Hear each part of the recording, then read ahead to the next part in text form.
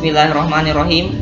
Assalamualaikum warahmatullahi wabarakatuh. Perkenalkan, nama saya Muhammad Irfan Rusdi, NPM 09105804190059, Prodi Ilmu Administrasi Publik, kelas A, semester 6. Jadi pada kesempatan ini saya akan membacakan tugas pertemuan keempat.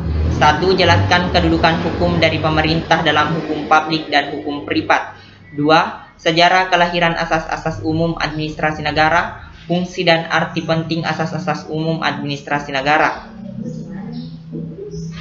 Yang pertama, jelaskan kedudukan hukum dari pemerintah dalam hukum publik dan hukum privat. A. Kedudukan hukum Rechtsprozess pemerintah.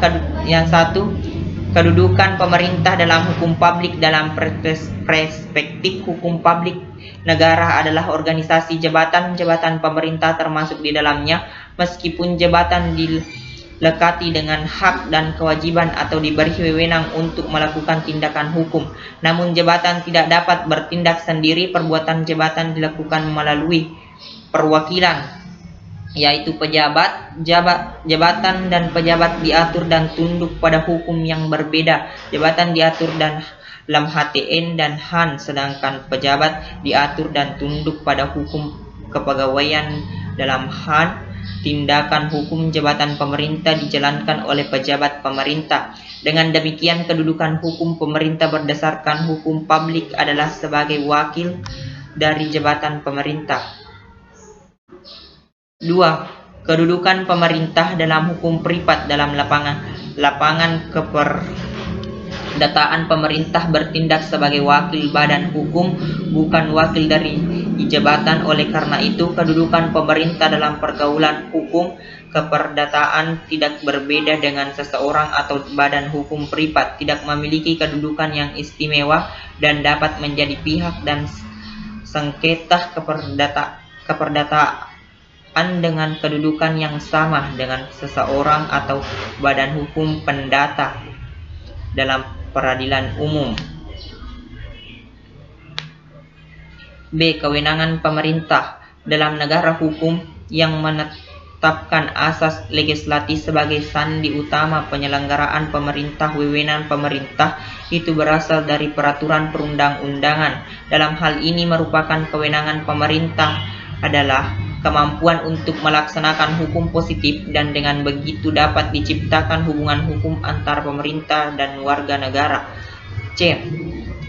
Tindakan pemerintah. Pemerintah sebagai subjek hukum melakukan tindakan, baik tindakan nyata maupun tindakan hukum.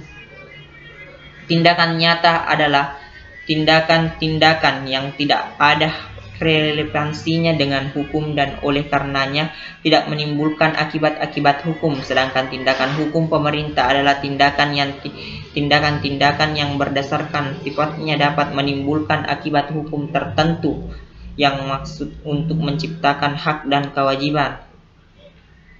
2. Sejarah kelahiran asas-asas umum administrasi negara, fungsi dan arti penting asas-asas umum administrasi negara. Kewenangan bertindak bebas sebagai administrasi negara dalam melaksanakan tugasnya akan menimbulkan kemungkinan terjadinya penyimpangan aturan yang dapat merugikan masyarakat. Maka dari itu, untuk meningkatkan perlindungan kepada masyarakat, Panitia Demonstrasi Belanda membuat laporan asas-asas umum administrasi negara. Selanjutnya, fungsi dan arti penting asas-asas umum administrasi negara. 1.